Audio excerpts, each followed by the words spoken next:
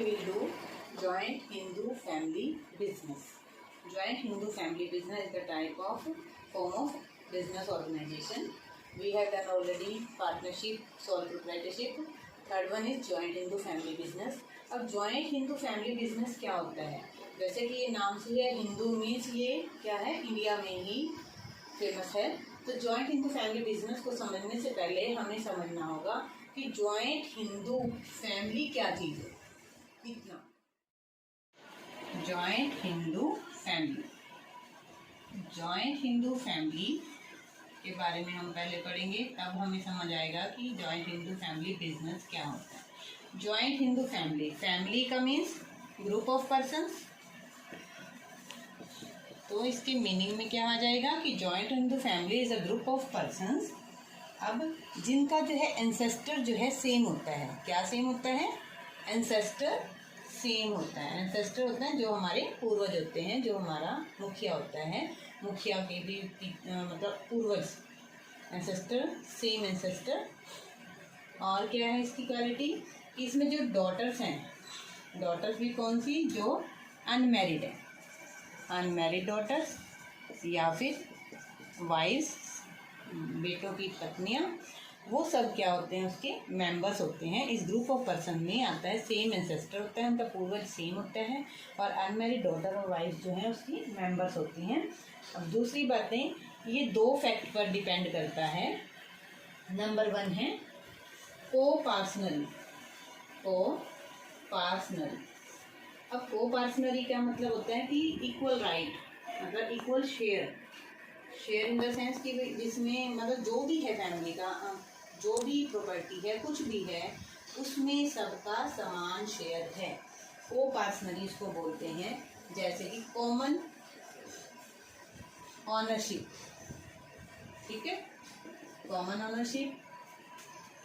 और जो है ये बाय लॉ क्रिएटेड होता है. By law in the sense कानून उसको बनाता है. कानून का मतलब ये जब जो है अकॉर्डिंग टू हिंदू लॉ है. हिंदू लॉ के अकॉर्डिंग हम ये सब बातें जो हैं कर रहे हैं. क्लियर? हिंदू लॉ कहता है कि joint Hindu family is a group of person in which the ancestor is the same and unmarried daughters and wifes are the members of that family. Coparcenary, इसकी एक क्वालिटी है को पार्सनरी एंड सेकेंड क्वालिटी है इसकी common property. Common property. अब जो है को पार्सनरी को हम पहले समझेंगे. इसमें क्या था? कॉमन ऑनरशिप, मतलब जो भी प्रॉपर्टी है बिजनेस की नहीं, फैमिली की जो भी चीज़ है उसमें सबकी ऑनरशिप है, सबकी समान जो है भागीदार है. और ये created by law. Law create करता है, ये जो राइट है ये लॉ क्रिएट करता है, नॉट बाय एनी कॉन्ट्रैक्ट. कोई कॉन्ट्रैक्ट नहीं होता. ठीक है.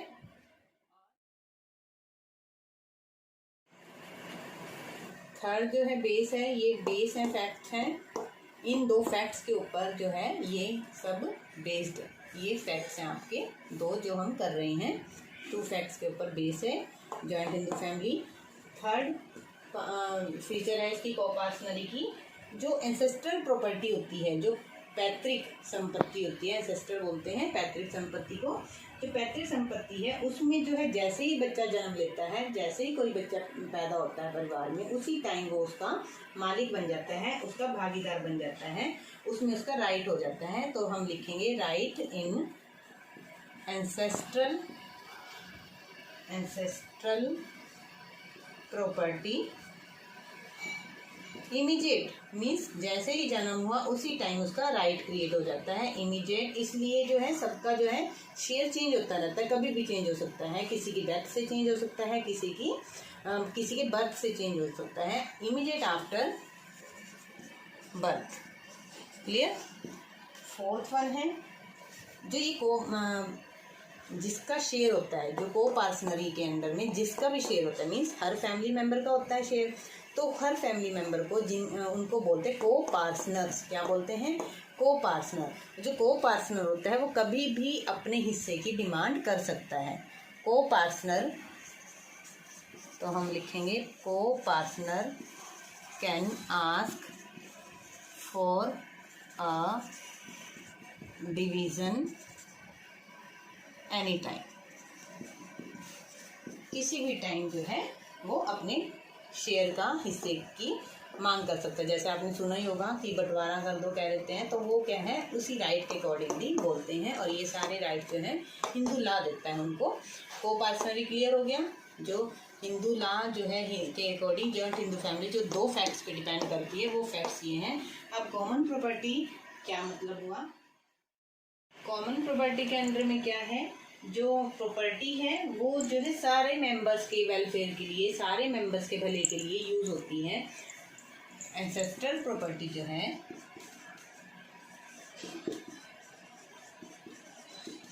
या फिर जो भी प्रॉपर्टी से कमाई गई है जिसको बोलते हैं common property, is used for welfare of all members, सारे मेंबर्स के लिए यूज होती है। मीन्स जब तक ऐसा नहीं होगा तब तक हम उसको जॉइंट हिंदू फैमिली नहीं बोलेंगे लॉ के अकॉर्डिंग। सेकेंड इसकी फीचर है कॉमन प्रॉपर्टी के अकॉर्डिंगली एंसेस्ट्रल प्रॉपर्टी। इसके अंदर प्रॉपर्टी जो यूज़ होती है वो कौन कौन सी होती है, कॉमन प्रॉपर्टी कौन कौन सी होती है, जैसे कि मैंने यहाँ पर भी लिखा है। नंबर 1 तो एंसेस्ट्रल प्रॉपर्टी हो सकती है, और इस प्रॉपर्टी की हेल्प से जो आगे कमाई गई प्रॉपर्टी है वो भी कॉमन प्रॉपर्टी के अंदर में आती है। मतलब जैसे जैसे फैमिली जो है उस पुरानी प्रॉपर्टी से अगली प्रॉपर्टी बनाती चली जाती है, तो वो सारी प्रॉपर्टी सारे ही मेंबर्स का शेयर उसमें बन जाता है। ठीक है, एंसेस्ट्रल प्रॉपर्टी और property created with the help of ancestral property. Property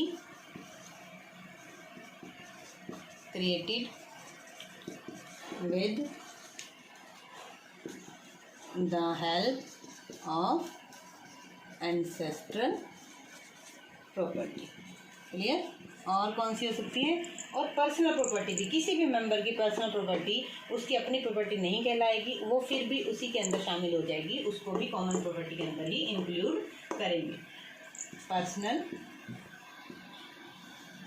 property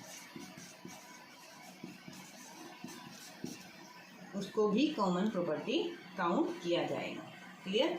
तो ये आपके हैं को पार्सनली कॉमन प्रॉपर्टी के 2 फैक्ट जिनके ऊपर आपकी जॉइंट हिंदू फैमिली जो है डिपेंड करती है। जब तक ये बातें ट्रू नहीं होंगी, जब तक ये बातें नहीं होंगी उसके अंदर फैमिली के अंदर, तब तक उसको जॉइंट हिंदू फैमिली हम नहीं कह सकते।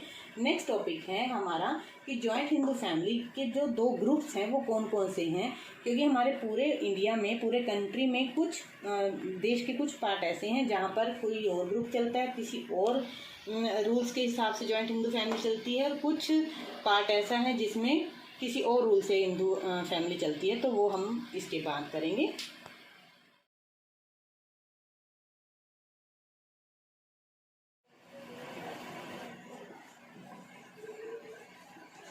Schools of Hindu law. अभी हम जॉइंट हिंदू फैमिली को ही समझ रहे हैं, उसके बाद हम जॉइंट हिंदू फैमिली बिजनेस करेंगे। इसके बाद हम करेंगे स्कूल्स ऑफ हिंदू लॉ कौन से हैं, हिंदू लॉ के अकॉर्डिंगली कौन से 2 पार्ट्स, एक स्कूल्स का मतलब है यहाँ पर एक 2 पार्ट्स बने हुए हैं जो हिंदू फैमिली के बने हुए हैं। मतलब पूरे कंट्री को 2 स्कूल्स में बांट दिया है कि कहाँ पे कौन सी हिंदू फैमिली के रूल चलते हैं, तो उनको बोलते हैं schools. First one is Mitakshara and second one is Dairghat.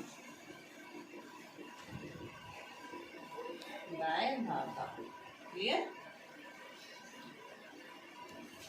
These words are somewhere complicated, but it's easy to understand it.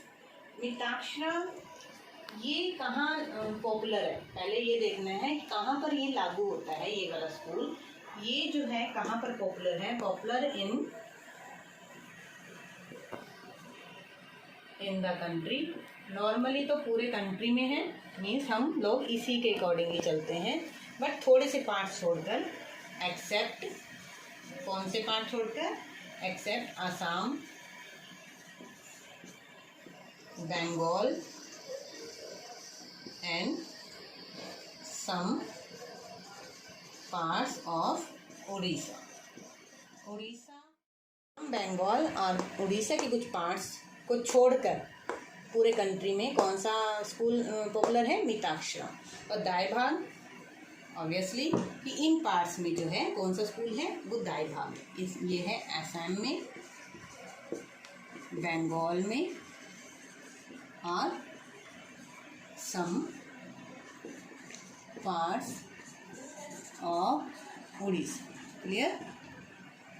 अब इसकी जो है फीचर्स क्या हैं? मिताक्षरा के अंडर में क्या क्या बातें आती हैं? इसमें जो है, जो अभी अभी हमने बताया था उसी के अकॉर्डिंग है ये। ऑल इक्वल राइट्स, सारे के सारे जो है राइट्स सबको समान मिल रहा है। सारे राइट्स जो हैं इक्वली हैं सबके लिए। फ्रॉम द मोमेंट, कौन से मोमेंट से? जैसे ही जिस मोमेंट पर सन का बर्थ होता है। फ्रॉम द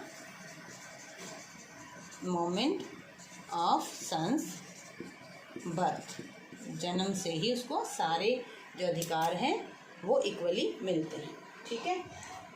किसमें? इन एंसेस्ट्रल प्रॉपर्टी, जो पैतृक संपत्ति है उसमें सबको समान अधिकार मिले हुए हैं। किसके अकॉर्डिंगली? मिताक्षरा के। और वही बात है कि कभी भी डिवीज़न की मांग कर सकता है, बंटवारे की मांग कर सकता है। Can ask for a division,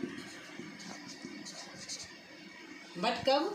कभी भी का मतलब आफ्टर बिकमिंग एडल्ट, बालिग होने के बाद। बालिग होने के बाद वो कभी भी अपने हिस्से की मांग कर सकता है। और जो है इंटरेस्ट मीन्स शेयर, मतलब प्रॉफिट या लॉस जो भी लाभ हानि होती है हिंदू फैमिली बिजनेस में, उसमें जो है जो प्रॉफिट है जो या लॉस में जो शेयर है जिसको बोलते हैं इंटरेस्ट। इंटरेस्ट यहाँ पर ब्याज नहीं है, इंटरेस्ट का मतलब है हिस्सा। इंटरेस्ट जो है अनसर्टेन है। अनसर्टेन क्यों है? अनिश्चित क्यों है? क्योंकि किसी का जन्म हुआ, किसी की डेथ हुई तो शेयर चेंज होता रहता है, अनसर्टेन है। ठीक है? दाएं भाग में क्या है? दाएं भाग में थोड़ा सा डिफरेंट क्या है कि जैसे यहाँ पर इक्वल राइट्स हैं, वहाँ पर इक्वल राइट्स नहीं हैं, बर्थ होने के टाइम से ही नहीं है। Don't get equal rights on birth. ठीक है? बर्थ के टाइम से उसको कोई इक्वल राइट्स नहीं है। जो भी प्रॉपर्टी है उसकी सारी जो है ऑनरशिप किसके पास होती है? हेड ऑफ द फैमिली के पास होती है। प्रॉपर्टी जो है हेड के पास होती है। हेड कह लो, फादर कह लो, और मतलब पूरी life, whole life, through the whole life. किसकी लाइफ? बच्चे की life, whole the life time. Clear? और जब भी उसको शेयर मांगना हो, ऐसा नहीं है उसको ये राइट नहीं मिला हुआ है कि वो कभी भी अपने डिवीजन की मांग कर सकता है, क्योंकि पूरी लाइफ ही जब उसकी ऑक्यूपाइड है, फादर ही ऑक्यूपाई करके रखता है, उसी की पोजेशन में है, उसी की ऑनरशिप में है, जो ऑनरशिप में है, तो इसलिए वो कभी भी डिमांड नहीं कर सकता सिवाय जब तक फादर की डेथ ना हो जाए। तो ओनली ये जो डिमांड है ये कब होगा उसके लिए? Only after father's death. Father's कहाँ पर है ये? असम, बंगाल और कुछ पार्ट्स हैं उड़ीसा। तो ये आपकी हैं दो स्कूल, मिताक्षरा और दाएं भाग। नेक्स्ट अब हम स्टार्ट करेंगे जॉइंट हिंदू फैमिली बिजनेस। इसी के बेस पे, नॉर्मली इसी के बेस पर जॉइंट हिंदू फैमिली बिजनेस की कॉन्सेप्ट को क्लियर